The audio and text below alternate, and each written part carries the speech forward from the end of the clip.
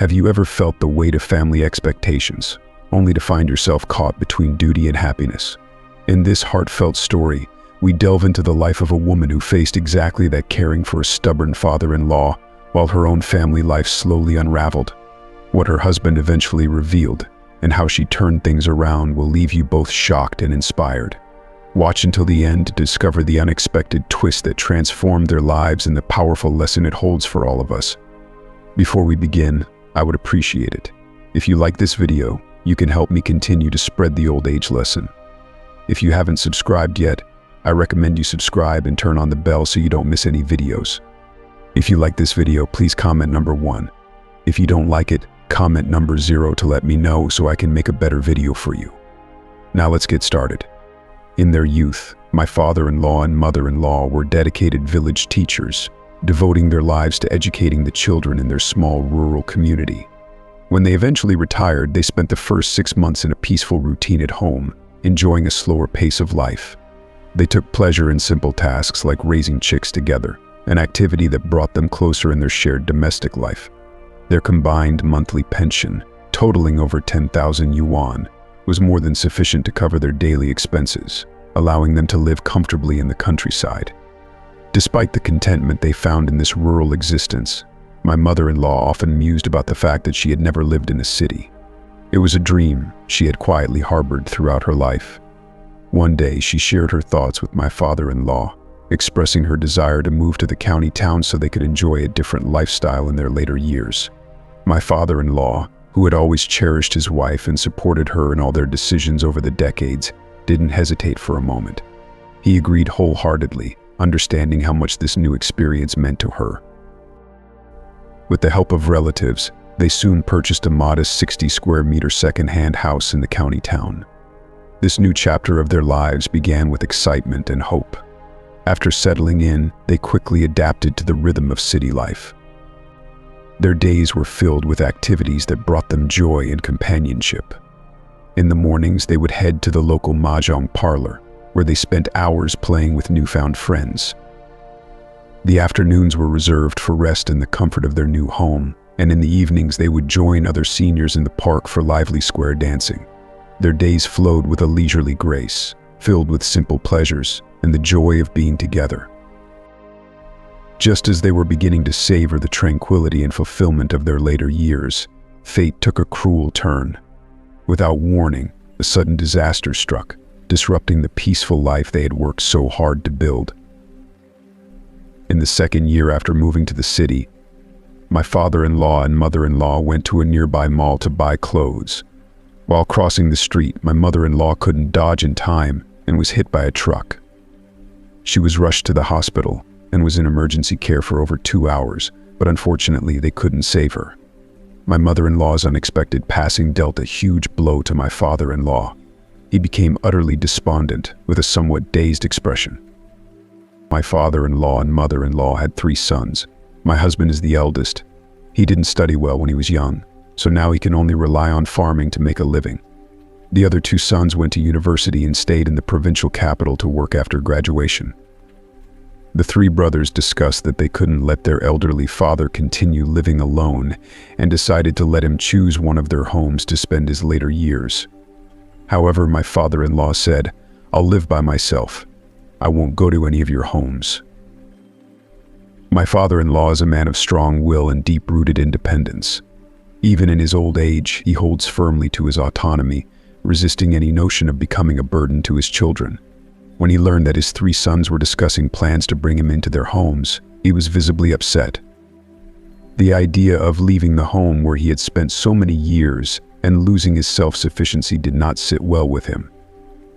My husband, the middle son, gently tried to reason with him, saying, "Dad, we only want to make sure you're well taken care of. If you live alone, there will be no one around to help you if something happens. As your sons, we can't help but worry about you. Please. Just choose one of our homes where you'll be comfortable, and we'll know you're safe." But my father-in-law, with a determined look in his eyes, responded, "I appreciate your concern, but I'm still healthy enough to take care of myself. I don't want to disrupt anyone's life. I'll stay in my own home where I belong. If you all can visit me during the holidays, that's enough for me." I don't need anything more." Despite this, my husband couldn't bring himself to fully accept his father's decision. He knew how stubborn his father could be, but his love and concern for his well-being outweighed any frustration.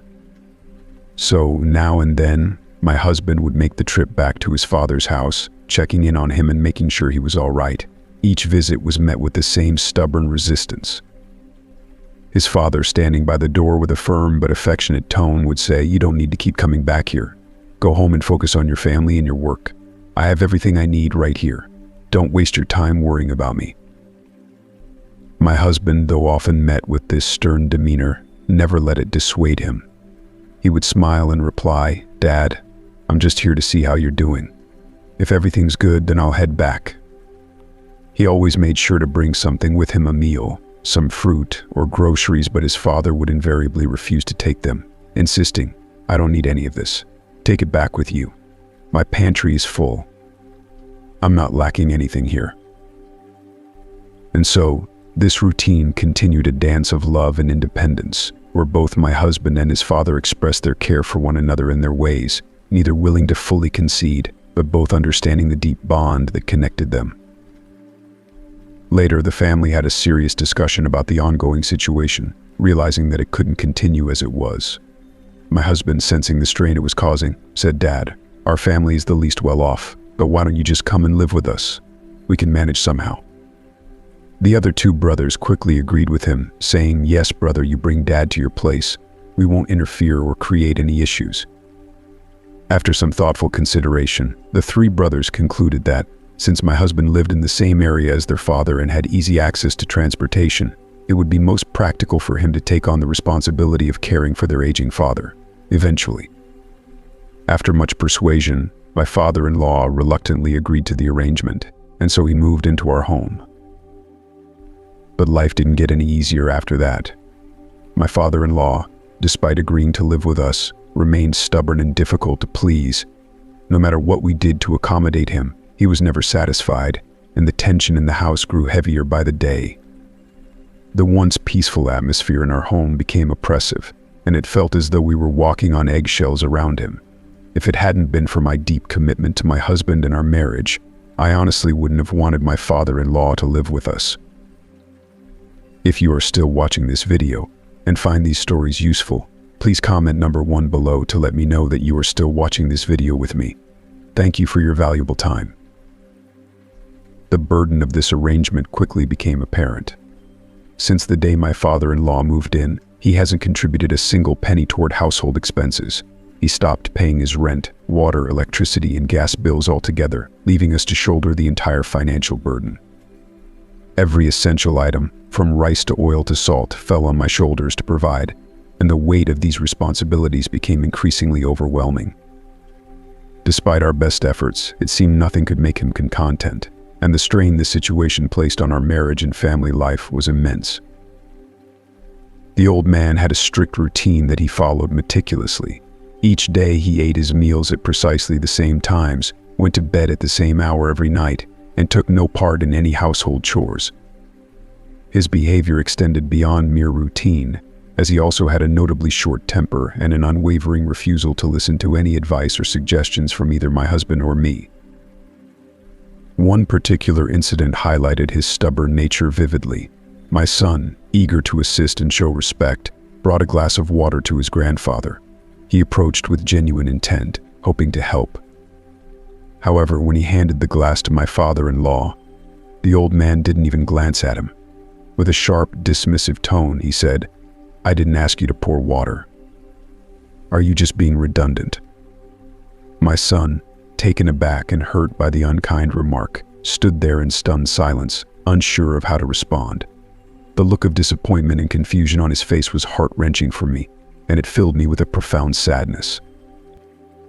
In an attempt to address this ongoing issue, my husband had several earnest conversations with his father, hoping to bridge the gap and encourage a more considerate demeanor. Despite his efforts, the old man's attitude remained unchanged. The stubbornness and lack of empathy continued to create a strained and painful environment, leaving both my husband and me feeling helpless and disheartened. From that day forward, My feelings toward my father-in-law underwent a profound shift. I found myself grappling with an indescribable sense of discomfort and frustration that colored my interactions with him. His stubbornness, once a trait I might have been more sympathetic to, now seemed like a personal affront, deepening the chasm between us. I became increasingly distant and less patient, which did not go unnoticed by my father-in-law. He, in turn, grew more antagonistic and uncooperative, exacerbating the tension and creating an atmosphere of mutual discontent. This uneasy dynamic persisted for several months, and the atmosphere at home grew increasingly strained. The awkwardness between us was palpable and seemed to linger in every interaction, making even simple conversations feel like a challenge. Eventually, my husband decided to take our son away for a few days, leaving me alone with my father-in-law. This arrangement, meant to provide a brief respite, instead intensified the discomfort. Without my husband's calming influence and mediation, the situation with my father-in-law became even more trying. His unwillingness to cooperate with me only heightened my sense of isolation and frustration. Feeling overwhelmed and unsure of how to navigate the situation, I reached out to my brother-in-law for help. I asked him if he could take my father-in-law to his own home for a few days, providing a temporary escape from the strained environment. I hoped this arrangement would give us both a break and allow things to settle before my husband returned. My brother-in-law agreed to the plan, and I arranged for my father-in-law to spend some time away, hoping it would offer a reprieve from the tension and give us all a chance to regroup. My brother-in-law agreed to help and came over the very next day to assist with the move. However, when he arrived, he found that my father-in-law was unwilling to leave his current residence. He insisted on waiting until my husband returned before he would consider moving. With no other option available, my brother-in-law had to leave without accomplishing the task. When my husband got back, I explained the situation to him. To my relief, he didn't blame me for the inconvenience. Instead, he asked me to be more patient with his father. Despite his supportive words, I couldn't shake off the feeling of discomfort. The atmosphere at home was increasingly strained, and I found the situation exhausting. Although my husband didn't express his frustration overtly, the constant tension and the additional responsibilities I had to shoulder left me feeling overwhelmed and worn out. It was becoming increasingly difficult to maintain a semblance of normalcy in our home, and I struggled to find any respite from the mounting stress. One day, feeling overwhelmed by the situation, I decided it was time for a candid discussion with my husband. We sat down for a heart-to-heart talk, and I shared my feelings openly. I said, "Honey, I don't want to continue living with your father. It's become too difficult for me. What if I take our child and we move out?" My husband's face darkened, a clear sign of his distress, and he remained silent, leaving me uncertain about his thoughts. The following day, my husband took it upon himself to have a conversation with my father-in-law. Although I wasn't privy to the details of their discussion, I could sense a change in the air. A few days later, my father-in-law approached us with a surprising decision. He wanted to move in with my brother-in-law. This development was a tremendous relief for me, and I felt an immense weight lift from my shoulders.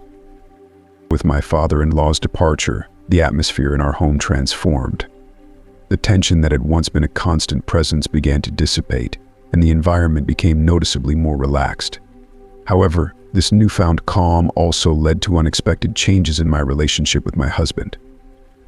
I found myself increasingly irritable with him, reacting with frustration even over minor issues. It felt as though nothing he did could satisfy me, and my demeanor towards him grew colder. As time passed, my husband's patience seemed to wear thin, and he began to respond with less tolerance to my growing dissatisfaction. This shift created a widening gap between us, making our interactions more strained and our relationship more tense. The harmony I had hoped for seemed elusive, and the emotional distance between us continued to grow. One day, out of the blue, my husband turned to me and said, "Wife, do you think this situation has benefited anyone? You always seem to think others are wronging you, but you haven't done anything for me or our child. I'm not finding much joy in life. And it feels like you don't want me to be happy either." His words hit me like a bolt of lightning.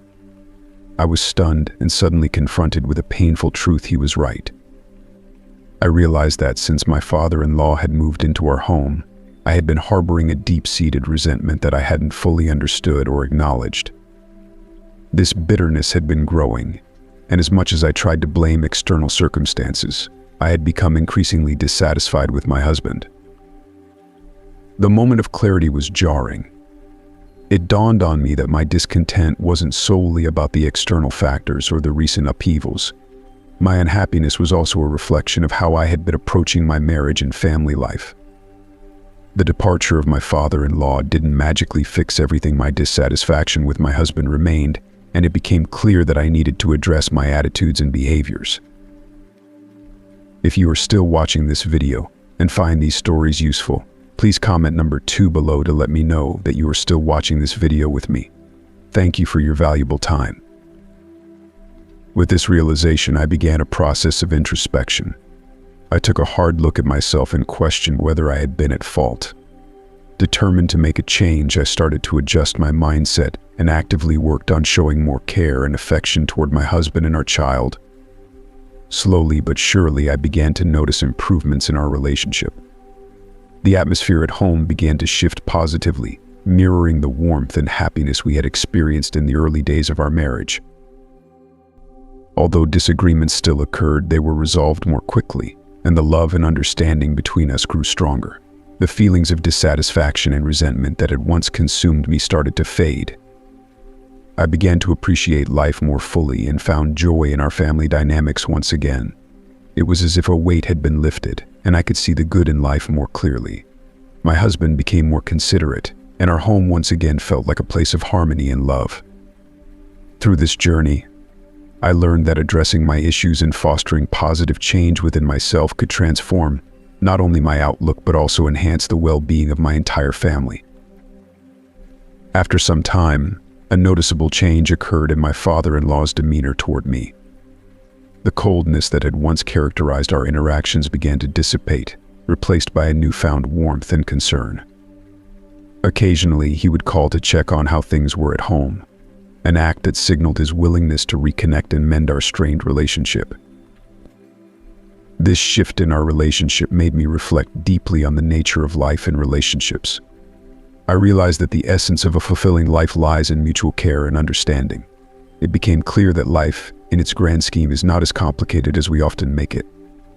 True contentment comes from letting go of our rigid stances and focusing less on personal gains or losses. When we choose to release our stubbornness and embrace empathy, we open the door to deeper, more meaningful connections with those around us.